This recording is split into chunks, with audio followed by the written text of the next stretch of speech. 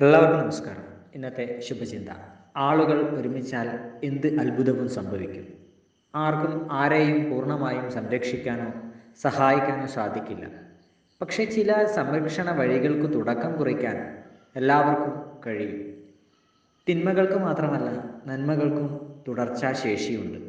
ഒരാൾ തുടങ്ങിവെക്കുന്ന കാരുണ്യ പ്രവൃത്തി അയാൾ പോലും അറിയാതെ ചില തുടർചലനങ്ങൾ സൃഷ്ടിക്കും.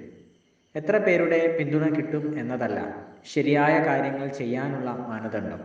ആരുമില്ലെങ്കിലും ഞാൻ ചെയ്യേണ്ടത് ചെയ്യും എന്ന ആത്മബോധമാണ്. വലിയ കാര്യങ്ങൾ മാത്രം ചെയ്യാൻ വേണ്ടി കാത്തിരുന്നാൽ ഒരിക്കലും ഒന്നും ചെയ്യേണ്ടി വരില്ല.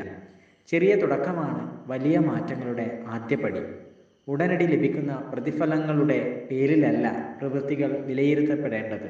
അവ സൃഷ്ടിക്കാൻ സാധ്യതയുള്ള പ്രേരണകളും പ്രകമ്പനങ്ങളും കൂടി കണക്കിലെടുക്കണം. എല്ലാവർക്കും നന്മകളുണ്ടാകട്ടെ. എല്ലാവർക്കും ജീവിത വിജയം ഉണ്ടാകട്ടെ. നന്ദി, നമസ്കാരം.